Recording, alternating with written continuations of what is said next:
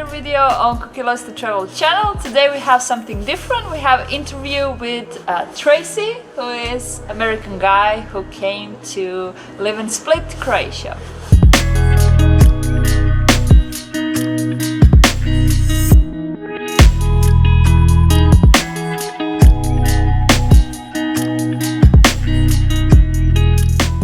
Okay, Tracy, how are you? I'm great. I'm happy. I'm as happy as I could be. That's living important. in Split. Yeah. Hi, welcome to Split. Dobrodošao u Split. Thank you. Hvala. Can you tell us a little bit more about yourself? Well, I'm American, as you said. I grew up on the East Coast in Maryland, but I started kind of trying to get as far away from home as possible. Not that I had a bad life as a kid.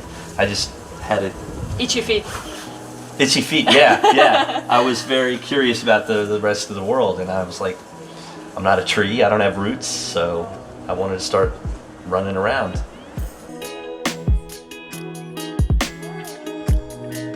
I eventually left the US in 2002, moved to Korea, and I haven't really lived back in the US for more than 6 months in the last 18 years. Oh, yeah. That's a lot. Unless you count Puerto Rico, which is sort of the US, sort of not. But yeah, I was there for 9 months. So how many countries were you living now? I've lived in, I think, 6. France, Korea, Indonesia. I lived in Bali. Belize. Oh, Croatia. Belize. Wow. Yeah. France, Korea. You don't even know anymore. Belize. Croatia, did I say that? And the US, so 7, I guess. Yeah. Wow. And I'm only counting places I lived at least 3 months. Oh yeah, of course. I was in Serbia. I was in Belgrade for 5 weeks before this, so I don't really count it. I mean, I could. And then I think I've traveled to 35 or 36 countries. Congratulations, that's a good number. Yeah, and I got started late too. I didn't start till I was... It's never too late. No, I mean, I didn't start till I was 27, 28. 27, I went to England and Scotland and Spain in my last 2 years of university, which, yes, I went to university late as well. So, I don't follow the rules. Yeah, of course. Age is just a number, so... Exactly, yeah. But why Croatia? They would let me in. That's the only reason. In a time of COVID, I wanted to leave Puerto Rico because they made the lockdown too strict. I was living on a Caribbean island and I couldn't go to the beach. It was illegal, strict. And so I said, well, there's no real reason I should be here. And so I started looking, and there were about 20 countries that would accept Americans, and a lot of them had some strict rules. And Croatia had a rule of a PCR test, and Serbia didn't. And I could do 3 months in either country, but I knew I wanted to be here for the holidays, which, for what it's worth, it was okay. I mean, lockdown got a little stricter, but I still had friends and I still had a good time for the holidays. So I went to Serbia and then I came here. And what brought me here was just a little research, and I found you for one thing, and I found some Americans and Canadians, and I looked at all the different cities, and it had to be coastal for me. It had to be the coast. Next to the sea. Yeah, so Zadar and Pula and Split and Dubrovnik and maybe a few other places I can't think of offhand, and Split was the one. And plus my last name is Stark, so Game of Thrones, you know, I had to come here. Game of Thrones lovers. Yeah, so I came here because the Starks, we got the throne in the end. So yeah, you have Klis Fortress, Dubrovnik here. Up at Marian, there were some scenes shot up there. Oh, okay, Marian as well. I met some business owners, like the guy who owns Library Jazz Bar. He had scenes shot right outside his bar, and he had the whole cast drinking in his bar. So that's pretty cool to hear.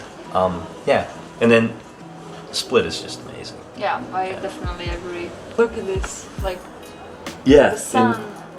And it may look like we're sitting in a prison right now, but this is just to protect the glass, I guess. Yeah, this is the only place where we didn't find much wind because today is very windy and cold. So we're not in prison. We didn't do anything bad. No. So what, by your opinion, you can say are advantages of living in Split, Croatia, and what are, let's say, disadvantages? Well, like I said, I lived in Korea for a long time, and the main advantage in Korea for me was the transportation system was amazing. And believe it or not, I haven't really tried the buses, the public buses, to go anywhere. In Split? In Split. I tend to rather just walk. So I've walked like long distances. I've gone to all the malls by walking instead of taking the buses. But in Korea it was just so easy. So I think the disadvantage for me is like the transportation system isn't like clear and easy for me yet. The advantage is it's just so laid back, and there's everything you need, and there's so much history here. And because it's a tourist town, I haven't had to learn too much Croatian yet. Yeah, that's the I good mean, thing. sorry. Yeah. It's a hard language. It's okay. It's easy to be in tourist areas, and then during COVID, there's not as many tourists. So yeah, many people speak here English, even older people, and it's really easy to get around. Yeah, and I'm good when somebody speaks Croatian to me, and they don't speak any English. I'm really good at faking it, like I understand them. You just smile. And I smile when they smile, and I laugh when they laugh, and it all works out. And in the end, we walk away as friends. Yeah, you look like you're Croatian. You know, you don't look like Asian or I don't know. You know. Yeah, that's another thing. Is after 17, 18 years in Korea, and then a little time in Bali, and a little time in Belize, I actually look like everyone else, so it's nice to blend in for once. True, yeah. In Asia, people tend to stare. It's not like a socially rude thing to do, to just stare at somebody. Yeah, so. you're just different a bit. Yeah, so they'll just stare at me like a three-headed dog or something. Yeah. So here it's cool to blend in. It's nice for once. How was life in Belize?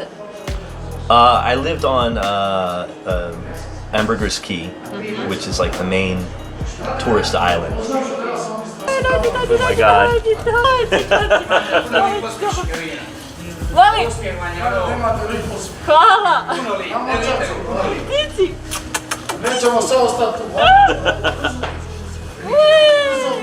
And now, cuteness interruption.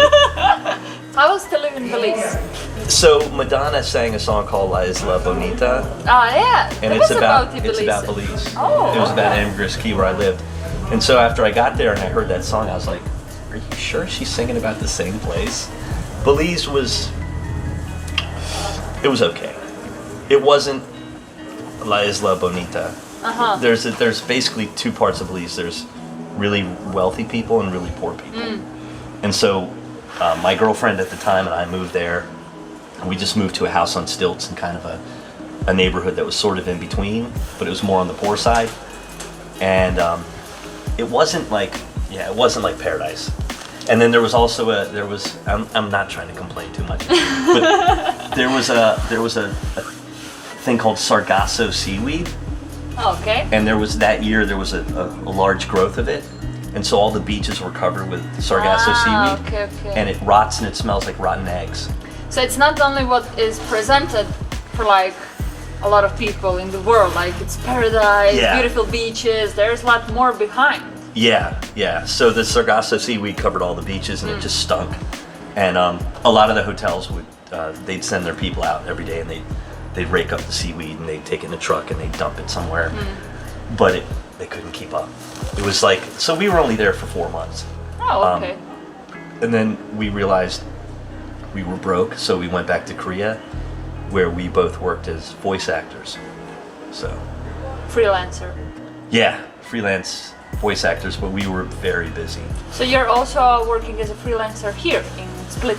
Yeah, primarily writing and editing, and I still do a few voice acting jobs. And so I've set up my my wardrobe as a studio. Improvisation. Improv, yeah. And I live in a stone house, so there's not a lot of outside sound that comes in, and it doesn't really echo. And welcome to Dalmatia. Yeah. Stone houses are all around. I've managed to make a good studio out of my room. Yeah. But you're living in Diocletian's palace, right? Yeah, I'm living in the palace. When I got here, well, a few days before I got here, maybe a week, I started looking. I wanted to be in the palace, at least temporarily. And then I found a guy who said, yeah, you can live right next door to me and my wife. And we've owned these 2 apartments for a long time. And first I was going to stay for like 3 months. And he's extended it for another 6. So I'll be in that house for a total of 9 months. And then I'll have to go somewhere else during tourist season. But everyone I know says you don't want to live in Diocletian's palace during tourist season anyway. Yeah, it's very crowded. It's just loud all night long. I mean, we will see what COVID will bring us and measures, but yeah, I definitely think maybe some island is better choice. Who knows? Yeah. There's plenty of islands out there. Oh my God. More than 1,200, so you have a lot of choice. You can just, pick. Just go to each one. Just hop along every week. Go to a different island. But living in the palace is. It's sort of like a fairy tale. I mean, it's weird to know that you're living in a palace that was built 1,700 years ago. True. And I mean, not a lot of the palace from 1,700 years ago is left. And became a city. Yeah, a lot of the walkways are the same, and some of the walls are the same.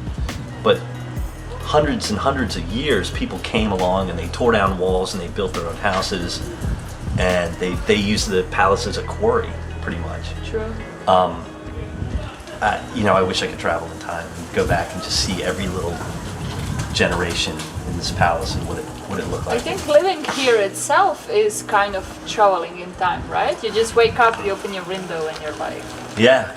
You turn a corner and there's a house that was built 900 years ago. Yeah. What shocked you or surprised you in Croatia? Well, after being in, a few weeks in the U.S. before I came here, I was pleasantly surprised at how rebellious the people are here about the mask thing. I'm not overly concerned, and I don't understand why people should be forced to wear a mask to go hiking in the hills or something, And here it's pretty loose. I think people are just using common sense. And people are respectful, and they go into stores and they put on masks. And when the restaurants were open, people would wear it until they got to their table and then take the mask off. But shocking. But restaurants are not open. No, I mean when they were. Oh, okay. But shocking, I would say, in a good way, I'd say I was shocked by how nice the weather is. Oh, okay. And how beautiful it is. Where we are, latitude-wise. Anyway, we're high up enough that I didn't expect palm trees. Oh, okay. I know it's kind of silly, but I love the palm trees. And if you walk around the neighborhoods, you'll see orange trees in everyone's gardens. And what? This is in Florida? Climate. Yeah. It's still pretty warm. I mean, you probably won't see. Of course, you won't see definitely this in Zagreb, but in this part, an islands, definitely it's Dalmatia. Yeah, I just imagine that this is what the opposite coast in Italy is like. Mild winters, yeah. Yeah, so. But you moved when exactly? Was it summer or? I left Puerto Rico in September. Oh, okay. And I went to Belgrade for 5 weeks, so I got here October 16th. So this 2021 will be your first summer in Croatia, in Split? Yes. Okay. Yes. Then you will see the hot summer. Is it hot? It can be so hot, yeah. I spent 9 months in Puerto Rico. I think I know what hot's going to be like. Degrees Celsius? 30s every day. Here, and then, 35, 36. But you got at least a sea breeze. In Puerto Rico, it was humid. Oh, okay, that's And in Korea, it was 30s and humid. Yeah, so I think this is going to be okay. I'm pretty sure. You know what? Even if it's not, I'm going to love it. Anyway. Definitely. Just enjoy your time. Yeah. But what do you think about Croatians? I mean, okay, it's a general question. Oh, you're great. I mean, in general. If somebody asks you, how are Croatians? You know, some people say Dutch are like cold. I don't know. Puerto Ricans are like open, right? Right. When I think of Dutch, I think like they're tall and they speak good English. That's in what Croatia, I think. they're tall and they. They're tall. No, I think so far Croatians have been very friendly, and but they're also straightforward. I think they're honest, and I think if a Croatian doesn't like you, and so far all the Croatians have liked me, but if they don't like you, they're going to tell you they don't like you. Not in so many words, but you're going to know it. You're gonna know it. You know. I was in Spar the other day, and the lady at the checkout, and this happens everywhere, somebody was trying to do self-checkout, and she was just like, oh, because there were all this beeping going on. She had to go over and fix the thing for the guy, and he was French, and she was just like, you gotta do this, and you gotta do this, and he's like, I know. She comes back over, and she's like ringing someone up, and then ding, ding, ding, ding, ding. She's like, oh. She goes back over, and she's basically telling the guy, like, you're bothering me. You're stupid, you're pissing me off. And then she comes back over, and it's my turn to be checked out. I'm like, how are you? She's like, by the time I left, she was smiling again because the French guy had run out. But it wasn't because he was French; it was because he wasn't listening. Yeah, of course. And I think, yeah, Croatians are going to tell you just like it is. But is it hard to find Croatian friends, especially if you don't know like Croatian language? Is it hard to like integrate? Well, my landlord is he's younger than me. He's in his 30s, and he's very friendly, and his wife is very nice too, and I consider them my friends. But they're really open and really outgoing and really generous. Other friends I have are foreign with Croatian ancestry or Croatian whatever parents. So I've got a couple of Australian friends who have Croatian parents, and I think one Kiwi, New Zealand friend with Croatian parents. And so that's, other than you, that's about as much Croatian, as many Croatian friends as I've got right now. Okay, that's still enough, little by little, baby steps. Well, I mean, since everything closed, it's been harder. So when things were open, like I have a friend, she's a tour guide named Gita, and I haven't talked to her in a while because she lives across town, and there's no real reason to come over here without anything being open. So I think once things loosen up a bit and open up a bit, it'll be a lot easier. We all hope for that. Yeah. No, I do have a few other Croatian friends. One guy who owns a restaurant, owns some real estate, and another guy who's like the #1 concierge he was named #1 concierge in Europe at one point when he was working in Zadar. And he's a really funny, friendly, brilliant guy. But I haven't seen him in a while. It's just because of the lockdown. But I think if it weren't locked down, I would have a million friends here. I think it's just pretty easy. Friendly. In the terms of paperwork, can you tell us, is it like complicated for one American to get a visa for a certain time here? Well, as an American, we automatically get 3 months as a tourist, and that's just like, those are the same as the Schengen rules.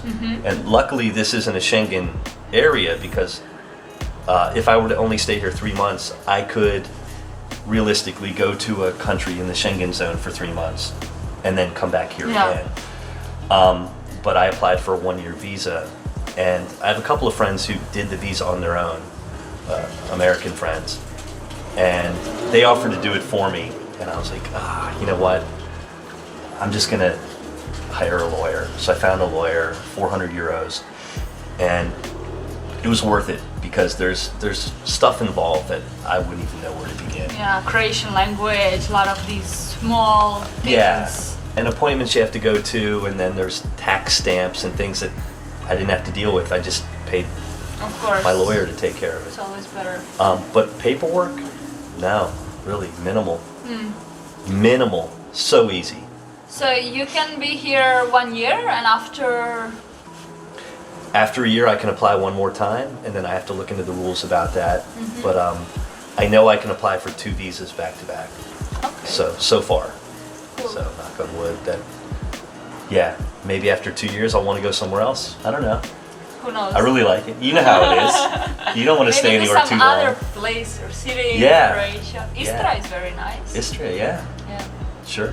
I haven't explored enough yet, but I will.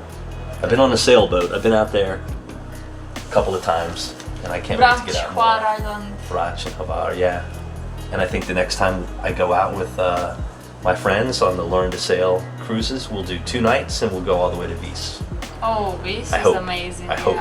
It's a little bit further than all the islands, but it's definitely worth it. Yeah. And it's easier to learn if you have to go further. True. You can learn about a lot more on a sailboat if you go further. True.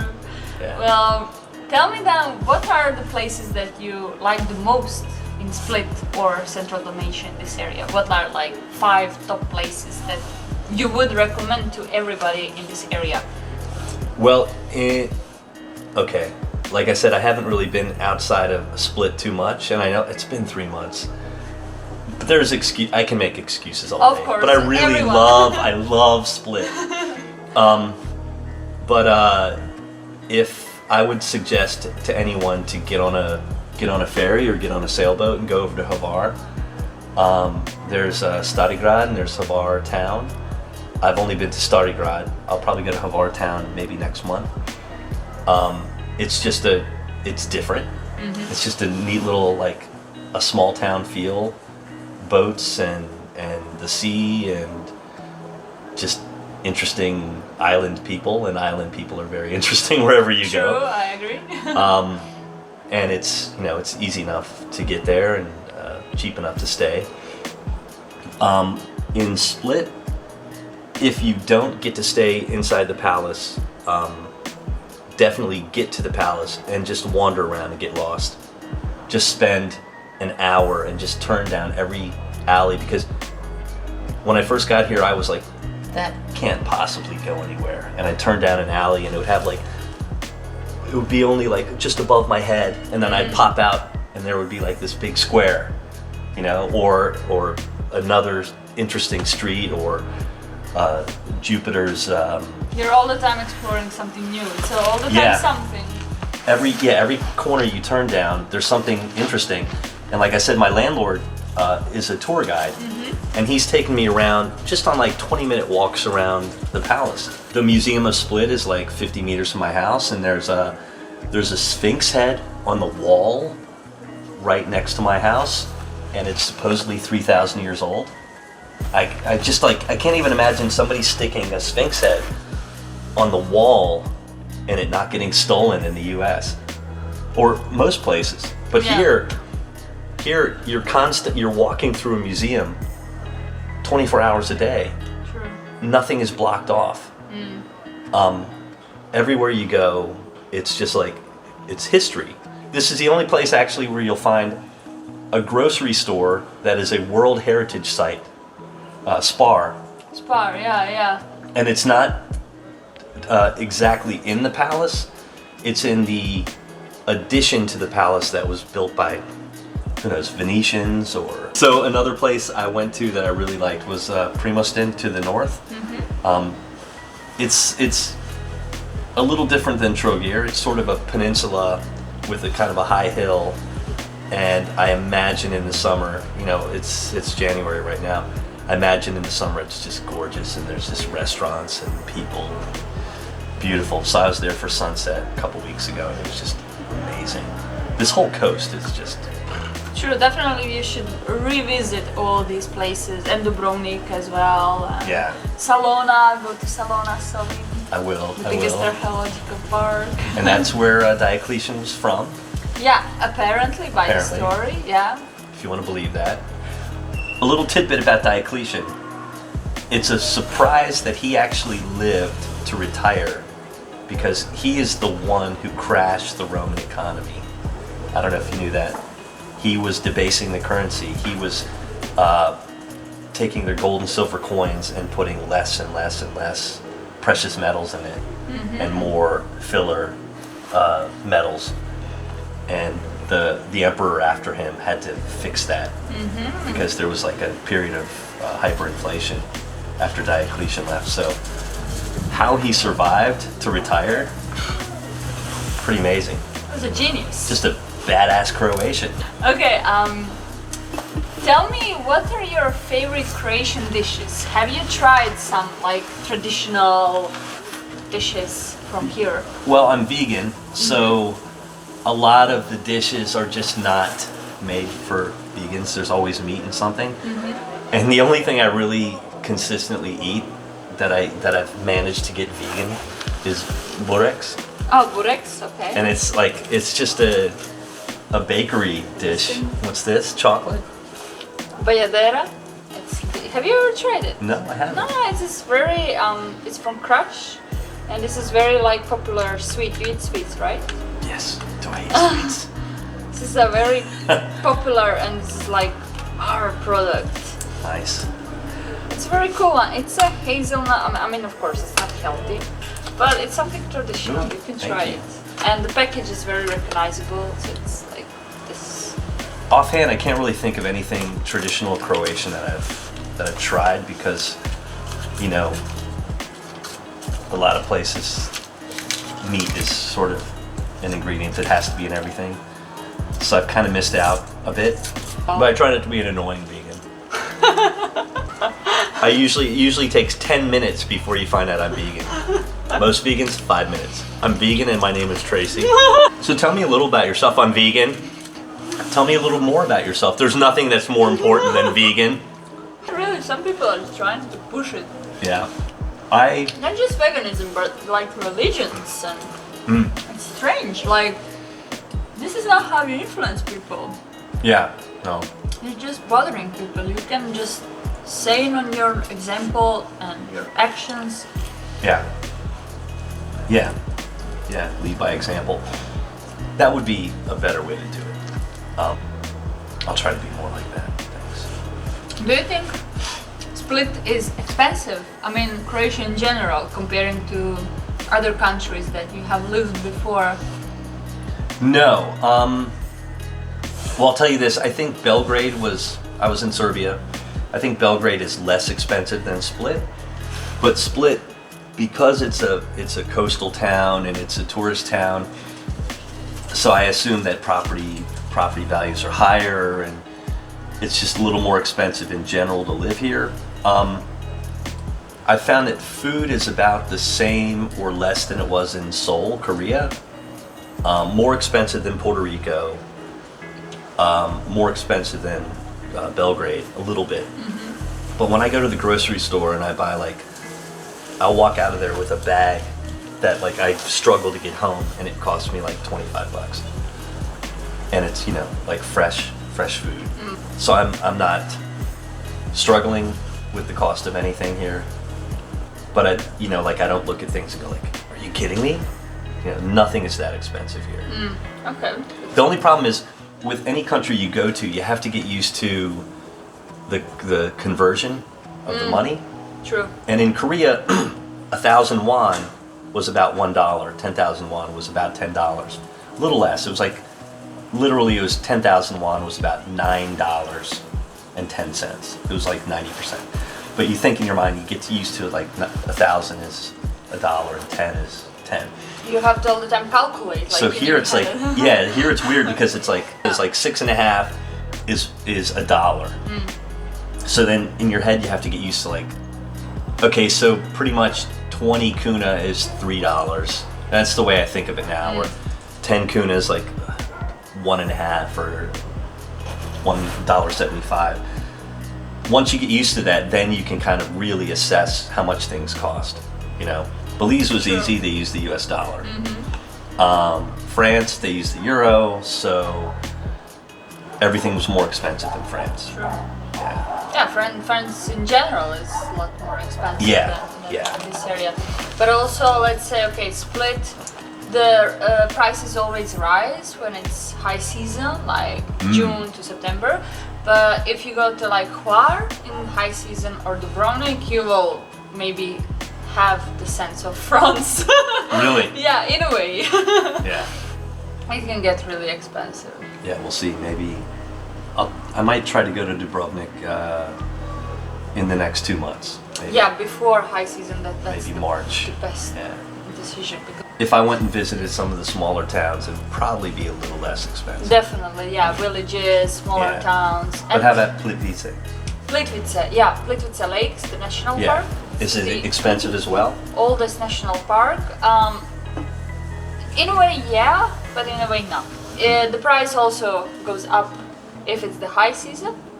You also get a lot more crowds, but I think it's worth it because it's huge. You have a lot of things to see, and you can go hike from early morning to late. You know, when they open later, and it's definitely worth experience. You know, it's huge. It's not just like one fortress. You go in like 1 hour and you're done. You know, this you can be like whole day, and you still can go tomorrow. I'll have to go there too. You have soon. to go there. No, I have a whole list. My list is extensive. I actually initially thought I would come and do 5 or 6 weeks in Belgrade, 3 months in Croatia, and then like 3 months in Albania, Montenegro, Slovenia, Bosnia. I would work my way around, and then I got this split, and I'm like, no, I don't want to go anywhere. I'm done. I'm here. Nice. You look like you know that guy from Notre Dame. Like a seal. Those monkey toys?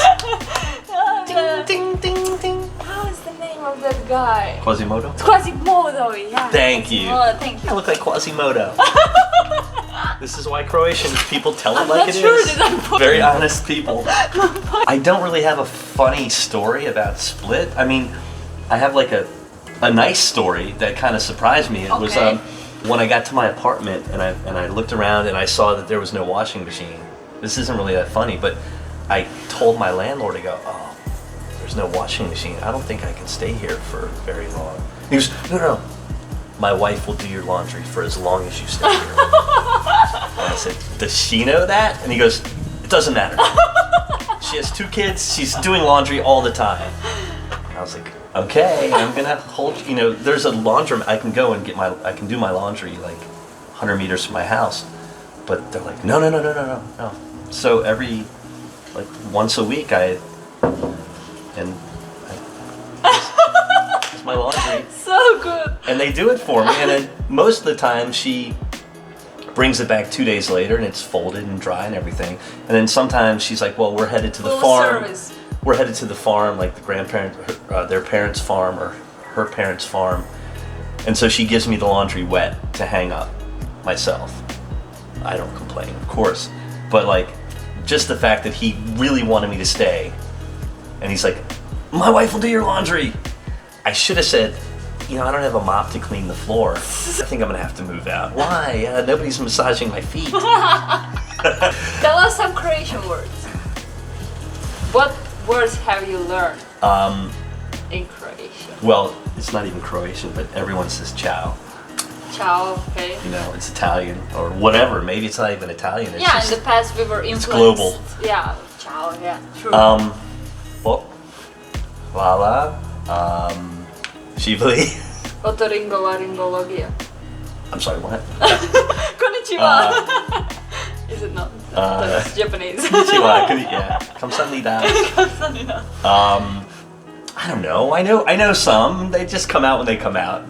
That's the thing with traveling so much. You end up mixing languages. True, yeah. When I got to Puerto Rico, my roommate in Puerto Rico was an American woman who lived in Korea for 13 years. Wow. And we hadn't met until we lived in Puerto Rico together, but we had mutual friends who put us together. Mm-hmm. And she kept laughing at me because when I would go to a grocery store, convenience store, and I'd buy something, I would always do like a half bow, like just Korean style, sort of like a respectful thank you. Mm-hmm. And she was like, you bowed again. She just laughed at me every time. But it's kind of a nice habit. I don't really bow. Definitely. I don't bow so much here. But I do mix up languages sometimes. Like in France, I would answer people in Korean sometimes, or here I've like struggled for a word and I've come up with the French word. And I don't speak fluent anything except English, but I've got these words that are kind of useful in social situations. And so they're easy to really mix up together. It's strange that I would put an Asian word. True. That I would pull out like, but you can always use your hands and mimics and people will understand. I guess smile is the universal language, so you can always smile. And smile and go. Yeah, that's it. I don't know. And in Korea, I don't know is 몰라요. Malayo. 몰라요. Oh, I don't know. And I still sometimes say like 몰라요. Ne znam. Ne znam. Ne znam. Yeah, ne znam. Or I'll you just just mumble it. do with the shoulders, you know, the thing with the shoulder. Add a little extra like French thing like. It's funny, the more places you visit, the more places you want to see. So New Zealand is on my list, high on my list. And it's so remote. It's so Oman, remote. I love Oman. Really? Oman is amazing. It has amazing landscape, and the greatest thing is the blend of like mountains, sea, desert. I never seen any country to have that. And I also interview one guy on my blog in like written form. He's a British guy. His name is Paul, and he was in like 142 countries, if I'm not wrong.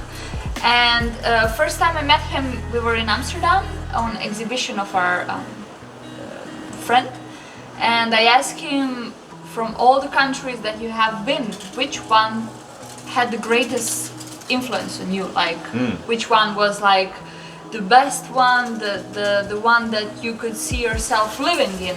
And he immediately said Sultanate of Oman. Oman. Really? Oman country, because he was traveling from like late 70s to like 21st century, and he saw how the country is developing from that time till now, but the country still left these traditions and everything. But when I just see all these photos, videos, I think Oman is like, after Latin America, one of my high list. Vietnam as well. I love Nepal. Nepal is amazing. Mongolia. Southeast Asia is pretty interesting too, though. Like Cambodia, Vietnam. Oh, Cambodia, yeah. Cambodia with Angkor Wat.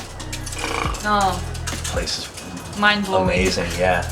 Can you recommend any travel books for our fellow travelers who are watching this video? Okay, well, there's a book, and it was written in like 95 or 96, and it's called The Pillars of Hercules by Paul Theroux. And Paul Theroux is a travel writer and a fiction writer. He wrote The Mosquito Coast, which was made into a movie. He wrote a couple of other good novels. But he's also written a ton of travel books about a lot of train travel. And then he wrote a book called The Happy Isles of Oceania, where he traveled around the South Pacific in a kayak. Oh. But the book that I really started reading before I got here was called The Pillars of Hercules. And he starts at Gibraltar, and he travels along the coast of the Mediterranean. And he goes past Croatia, because there was still post-war stuff going on, and then he makes his way all the way around Turkey or Greece and Turkey and whatnot, and I guess Egypt and North Africa. But he does that, and it's a really fascinating book. It gives you kind of an insight into the culture of the whole Mediterranean region. So Cool. That's a book I would recommend everyone read. It seems outdated, but cultures don't change rapidly. Cultures change slowly. So you read that book and you can still like feel what he was writing about. So it's The Pillars of Hercules? The Pillars of Hercules, which I guess is the gates of Gibraltar from the Mediterranean to the Atlantic. High five. Oh. This is how you greet in Croatian. Yeah. Besa. Besa. Besa. Besa. So thank you everyone for watching, and make sure to like, subscribe, and find me on social media, and see you next time. And leave Ciao. a comment. Leave a comment, yeah. Could I have made it more awkward?